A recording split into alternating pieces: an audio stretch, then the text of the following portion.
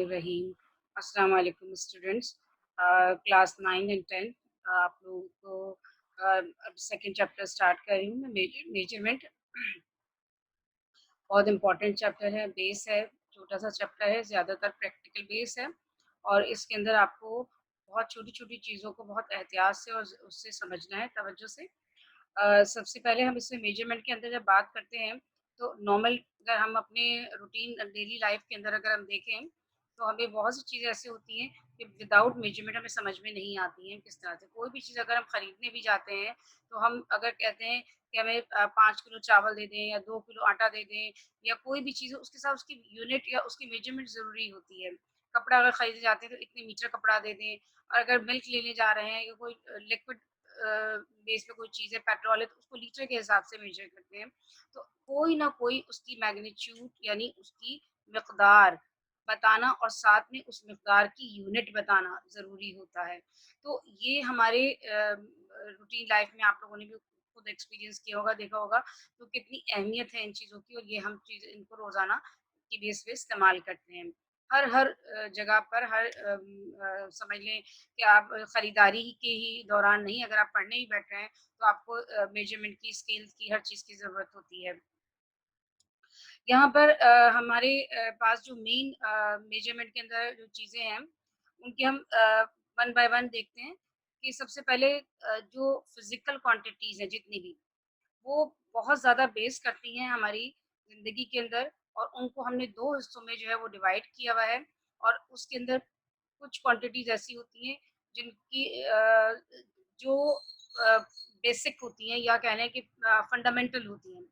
तो उनको तो इसी हालत में इस्तेमाल करें। जैसे आप जो है लेंथ मेजर करते हैं, तो किस में करते हैं ज़्यादातर मीटर, मज़ीद अगर सब मल्टीपल यूनिट ले लेते हैं, तो उसके अंदर आपके पास सेंटीमीटर हो गया, मिलीमीटर हो गया, तो ये इस तरह के जो है वो यूनिट आप इस्तेमाल करते हैं, ईज़िली आप करते हैं। अगर आप कोई चीज़ मेजर कर रहे हैं, तौल रहे हैं, तो आप ग्राम में, किलोग्राम में, बहुत थोड़ी-सी चीज़ें जैसे वो मिलीग्राम्स के अंदर लेते हैं, तो ये सारी चीज़ें जो मेजरमेंट है ये बेसिक हैं, ठीक है? मज़ीद इसको पूरा चार्ट में मैं आगे समझाऊँगी, पहले तो हमारे पास है जो हमारी लाइफ में जो है वो बड़ा इन्फ्लुएंस है, उसका है वो कहलाता है physical quantity. Every material object has certain characteristic, they are to be the measure to specify then. For instance, if we want to specify the characteristic of the brick, we will have to measure its length, width, height, and mass. Such characteristics are called physical quantity. Example मैंने आपको समझाई कि अगर आप brick है, कोई ईंट है, अगर उसके बारे में आप चाह रहे हैं, उसको पूरी मेजरमेंट्स उसके बारे में डिटेल, तो आपने क्या करना होगा उस एक वो ज़ाहिर बात है आपको देखिए एक लाइक का क्यूबाइड फॉर्म होती है, जो लेंथ है, उसकी हाइट है, उसकी विड्थ है, वो आपको पता होना चाहिए, फिर उसका मास पता होना चाहिए। तो आप कहते हैं कि आपने इसकी पूरी कैरेक्टरिस्टिक को जो है वो स्पेसिफाई कर दिया।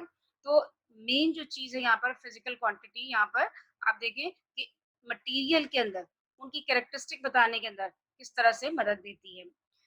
अच्छा, अब हमने कहा था 2 हिस्सों में इसके टाइप होते हैं फिज़िकल क्वांटिटीज़ की, तो साइंटिस्ट ने इनको 2 ग्रुप में डिवाइड कर दिया है। एक तो फंडामेंटल क्वांटिटीज़ मैंने अभी आपको बताया जिनको बेस क्वांटिटीज़ भी कहते हैं और एक ड्राइव क्वांटिटीज़।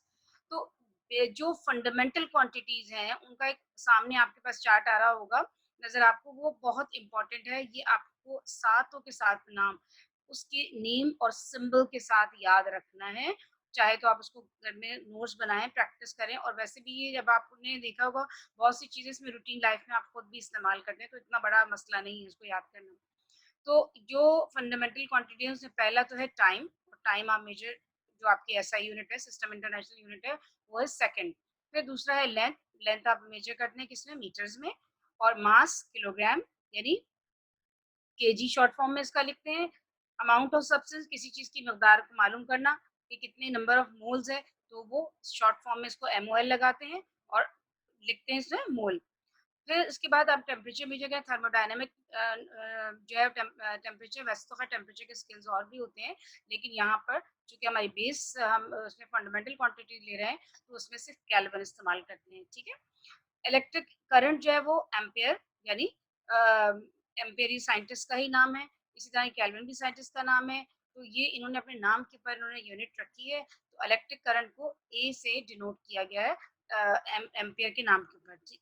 तो इसको मेजर कैसे आप ये जानना चाह रहे हैं कि इस तार में से कितना करंट गुज़र रहा है, ये सर्किटस में से कितना करंट गुज़र रहा है, तो ज़ाहिर है उस वक़्त वहाँ पे बेसिक क्वांटिटी उसकी या उसका फंडामेंटल क्वांटिटीज़ की आपको मेजरमेंट के लिए किसी यूनिट को स्पेसिफाई करना ज़रूरी है। इतने एम्पियर करंट गुज़र रहा है तो आप इस तरह वज़ाहत करेंगे।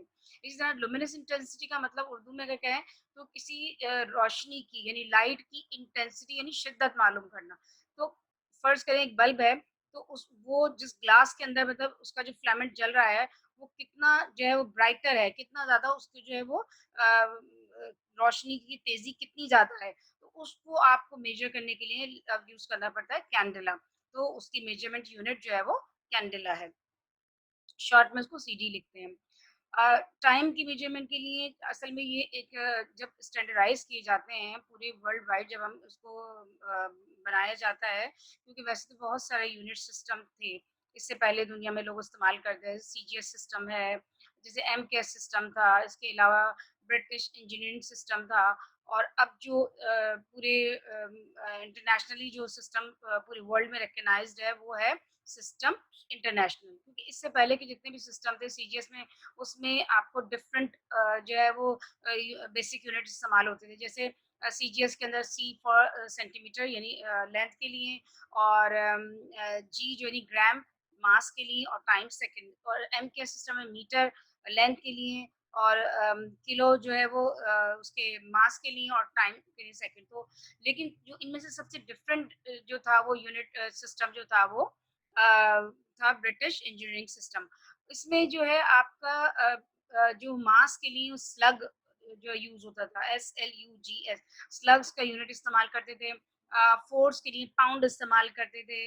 इसके अलावा लेंथ के लिए जो है वो फुट इस्तेमाल करते थे। तो ये डिफरेंट जो था वो था लेकिन अब ये तकरीबन ख़त्म हो चुका है। अब पूरी वर्ल्ड में जो है वो जो इंटरनेशनल ब्यूरो जो मेजरमेंट एंड वेट्स का है उनके तहत जो है सिस्टम इंटरनेशनल को जो है स्टैंडर्डाइज्ड कर दिया गया है, जिसमें हमारा बेस यूनिट जो मैंने अभी से पहले आपको बताया कि टाइम की मेजरमेंट जो है वो सेकंड में की जाती है।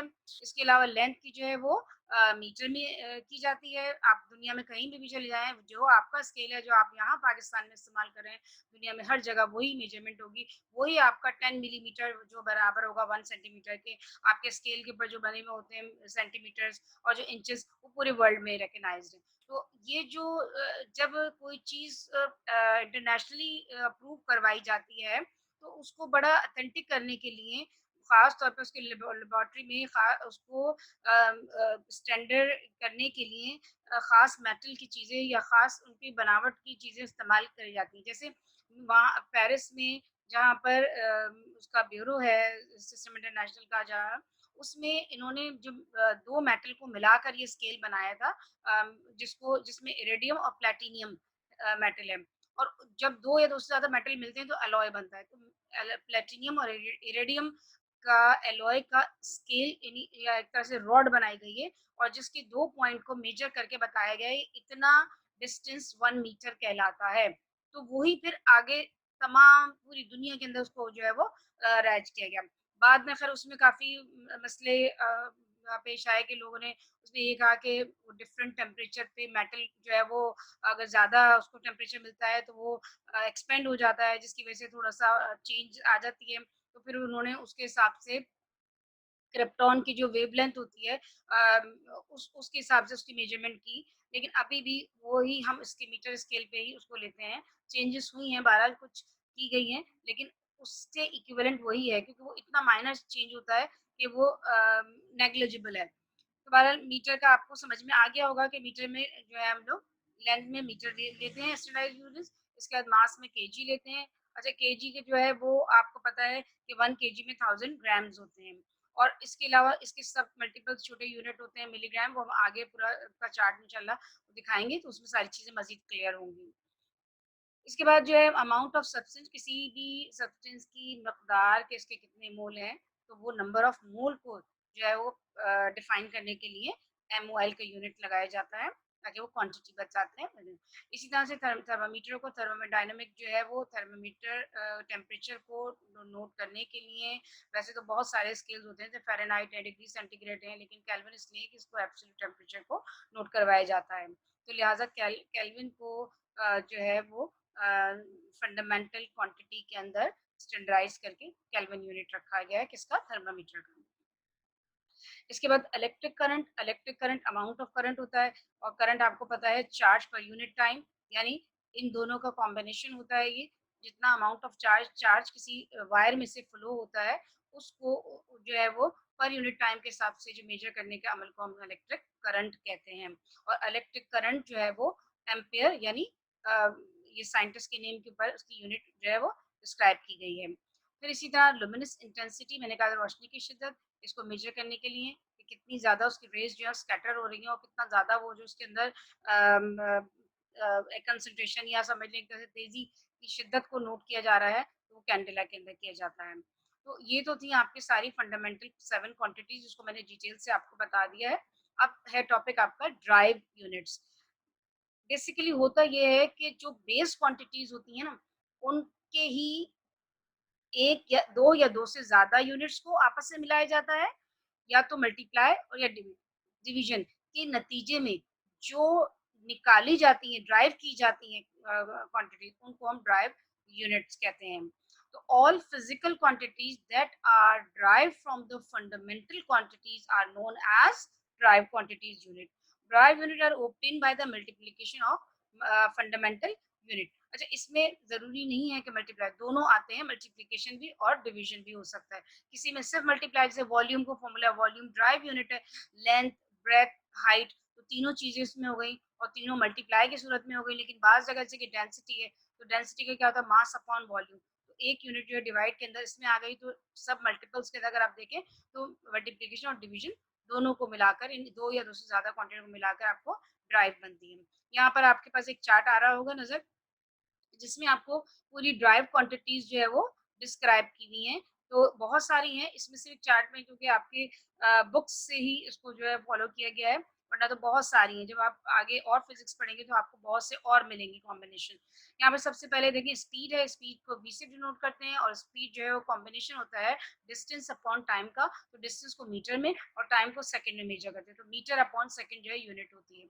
इसी तरह एक्सेलरेशन जो होती है वो rate of change of velocity होती है, तो वेलोसिटी की यूनिट मीटर पर सेकंड, तो अगेन सेकंड आएगा तो सेकंड का स्क्वायर हो जाएगा, लिहाजा मीटर पर सेकंड स्क्वायर एक्सेलरेशन की यूनिट होती है। वॉल्यूम अभी थोड़ी देर पहले बता चुकी हूँ कि लेंथ, ब्रेथ और हाइट होता है, तो मीटर क्यूब उसको लेते हैं। क्यूबिक मीटर भी कह सकते हैं और मीटर क्यूब भी कह सकते हैं। अगर आप इसके छोटे यूनिट इस्तेमाल करेंगे तो centimetre cube, millimetre cube, decimetre cube भी होता है, लेकिन हम चूंकि बात सिस्टम इंटरनेशनल की कर रहे हैं तो मैं वही स्पेसिफाई कर रही हूँ इसमें। फिर इसके बाद फोर्स का यूनिट न्यूटन होता है, और न्यूटन दरअसल कॉम्बिनेशन है दो चीजों का, क्योंकि फोर्स बराबर होती है मास multiply by acceleration. Mass KG में लेते हैं और एक्सेलरेशन मीटर पर सेकेंड स्क्वायर में लेते हैं, तो दोनों का कॉम्बिनेशन मिलाया हमने तो वो न्यूटन बनता है। इसी तरह प्रेशर, प्रेशर जो ड्राइव क्वांटिटी है, और ये दो क्वांटिटी से मिलाकर बनाई गई है, क्योंकि प्रेशर बराबर होता है फोर्स अपॉन एरिया। तो फोर्स एक अलग क्वांटिटी है, फोर्स अगेन ड्राइव क्वांटिटी है, और फिर area, area again drive quantity है। तो इन दोनों का कॉम्बिनेशन, फोर्स का यूनिट न्यूटन आ गया और एरिया का यूनिट मीटर स्क्वायर आ गया, तो newton upon metre square is equal to बराबर होता है पास्कल के। पास्कल साइंटिस्ट का नाम है, ब्लाइस पास्कल, आपने सुना होगा, और वही नाम उसने अपने यूनिट के तौर पर इस्तेमाल किया है प्रेशर का, क्योंकि उसको डिस्कवर जो था वो पास्कल ने किया था, और उसका अपने ही नाम पर उसका प्रेशर का यूनिट पास्कल रखा। फिर वर्क, वर्क जो है, फिर ड्राइव क्वांटिटी आ गई आपके पास, और ये भी दो चीजों का कॉम्बिनेशन है। एक है आपके पास फोर्स और एक है डिस्टेंस, तो force multiply by distance is equal to work. और वर्क की जो यूनिट है वो, अगर आप फोर्स को अलग करें तो न्यूटन, और अगर आप उसको डिस्टेंस को करें तो वो मीटर। तो फोर्स इंटू मीटर यानी न्यूटन इंटू मीटर कंबाइन कर दें तो साइंटिस्ट ने अपने नाम पे जूल्स रखा उसका। जिन जिन लोग, जिन जिन साइंटिस्ट ने उनको डिस्कवर किया था, तो उन्होंने अपने ही नाम पे वो यूनिट बहुत सारे बनाए हैं। तो वर्क डन का यूनिट जूल्स होता है, लेकिन मैंने आपको ये बताया कि ड्राइव किन से हुआ है।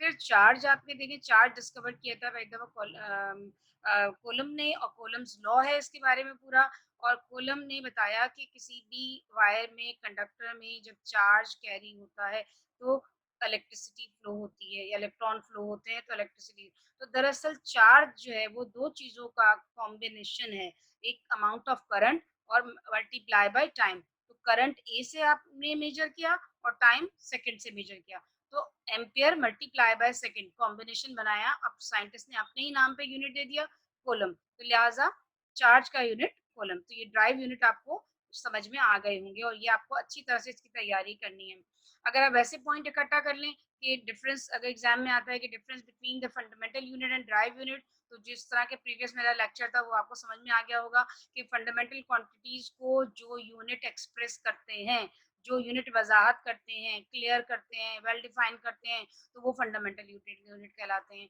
और वो यूनिट जिनको फंडामेंटल यूनिट से ड्राइव करके निकाला होता है तो उन जो उनके मल्टीपल या डिवीजन बेस यूनिट के मल्टीप्लिकेशन या डिवीजन से मिलकर बने होते हैं तो वो ड्राइव यूनिट कहलाते हैं इसके अलावा इनकी एग्जाम्पल बहुत सारी अभी भी सारी इतनी आपको बताई गई हैं जैसे आपका मास है लेंथ है टाइम है ये सब जो है क्वांटिटीज आपकी फंडामेंटल है और जैसे लेंथ की यूनिट हो गई आपके पास मीटर मास की हो गई आपके पास किलोग्राम और टाइम की हो गई आपके पास सेकंड बिल्कुल इतना ड्राइव क्वांटिटीज में आप ले लें जैसे फोर्स है प्रेशर है वॉल्यूम है वर्क है तो इनकी भी यूनिट आपको अभी भी थोड़ी देर पहले मैंने सारी चार्ट में समझाई कि फोर्स की न्यूटन है वर्क की जूल्स है और उसकी वॉल्यूम की मीटर क्यूब है तो ये आपके पास एग्जाम्पल है आप इससे ज्यादा भी एग्जाम्पल लिख सकते हैं अच्छा, अब एक क्वेश्चन बाज़ वक़्त इस तरह से बोर्ड में पूछ लिया जाता है ख़ास तौर पे जो मैट्रिक के बच्चे हैं और अब तो 9 में भी ये सारे चैप्टर्स आ रहे हैं आपके शुरू के जो 10 चैप्टर हैं, तो उनमें आपको ये सवाल बहुत इम्पोर्टेंट है, इसके मैंने इसीलिए 4 पॉइंट बना लिए। अगर 4 मार्क्स का आपको ये क्वेश्चन आता है कि write down the advantages of SI system of units, तो आप क्या लिखेंगे? देखिए, आप अपनी ओन से भी इसको पॉइंट बना सकते हैं। मैं यहाँ पे पूरी कोशिश करूँगी कि चारों पॉइंट आपको समझ में खुद ब खुद आ जाएँ, तो आप नोट्स जो है उसको खुद से ले लिख लें। देखिए, सबसे पहले तो ये यूनिट्स है ना, ये स्मॉलर यूनिट और बिगर यूनिट दोनों के दोनों ईज़िली सॉल्व हो जाते हैं क्योंकि ये सब मल्टीपल्स होते हैं बाय मल्टीप्लिकेशन और बाय डिवीज़न। किसकी टर्म में? 10 की पावर के लिहाज से सॉल्व होते हैं। तो 10 के बेस में जब होते हैं और तो 10 की पावर को प्लस करना और माइनस करना बहुत ईज़ी हो जाता है। तो उसकी कैलकुलेशन बड़ी यूनिट्स के लिए भी और छोटे यूनिट्स के लिए भी बहुत आसानी से हो जाती है। अभी मैं आपको एक और चार्ट इसके बाद दिखाऊँगी ताकि आपको उनकी मज़ीद वज़ाहत हो जाएगी कि 10 का बेस का यूनिट का क्या सिलसिला होता है और किस तरह से बड़ी-बड़ी यूनिट्स को और छोटी से छोटी यूनिट को हम ईज़िली डिफाइन कर लेते हैं और कैलकुलेशन भी ईज़ी हो जाती है।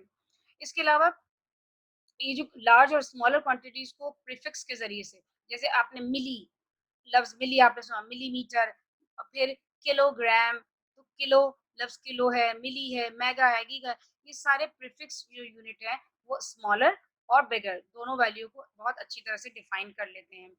फिर इसके बाद जो इसके पूरे वर्ल्ड में ये रिकॉग्नाइज़ है। तो आप दुनिया में कहीं पे भी जाएँगे तो आपको एसआई सिस्टम यूनिट जो होता है वो हर जगह आपको रिकॉग्नाइज़ मिलेगा। तो ये भी एक इसका बहुत बड़ी इम्पोर्टेंस या एडवांटेज आप समझ लें बहुत ज़्यादा है।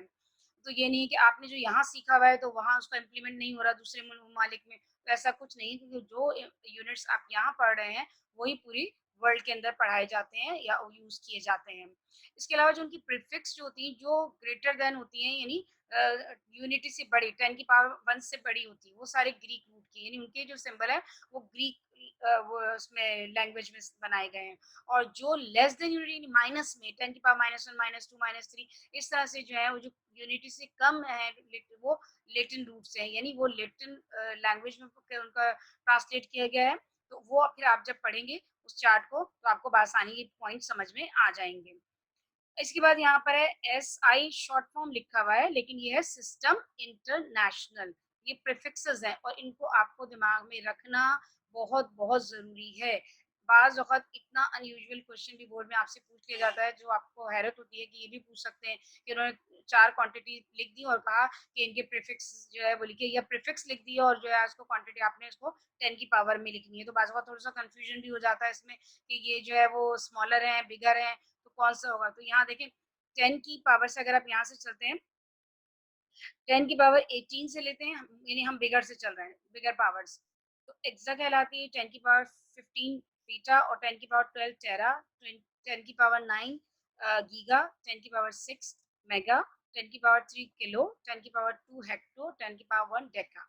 ये भी आप लोगों ने इनमें से कुछ नाम ज़रूर ज़रूर सुने हुए होंगे। फिर आ जाएँ आप छोटी यूनिट्स की तरफ, स्मॉलर यूनिट्स आए आपके, जो कि यूनिट से जो कम है, उसमें 10 की पावर -1 से कह रहे हैं, यानी 1/10, तो वो डेसी कहलाता है। और डी से डिनोट करते हैं 10 की पावर -2 यानी 1/100। सेंटी कहलाता है, लफ्ज़ सुना होगा सेंटीमीटर आपने, तो सेंटीमीटर यानी 100 सेंटीमीटर मेक्स अ 1 मीटर, तो इस सेंटी लफ्ज़ वहाँ से आया, यानी 1/100 से लिया है। 10 की पावर -3 मिली, 10 की पावर -6 माइक्रो, 10 की पावर -9 नैनो, 10 की पावर -12 पिको, और 10 की पावर -15 फेम्टो, और लास्ट 10 की पावर -18 ऑटो। तो ये आपको अच्छी तरीके से इसको बार-बार प्रैक्टिस करनी है। आपकी बुक में भी है, जो सिंटेक्स बुक्स है आपकी, वहाँ से भी आप उसको लेके उसको प्रॉपर अच्छी तरीके से नोट बनाया, उसको अच्छा याद कीजिए। आज का लेक्चर हमारा यहीं पे ही खत्म होता है। नेक्स्ट इंशाल्लाह न्यू चैप्टर से स्टार्ट देंगे। अल्लाह हाफ़िज़।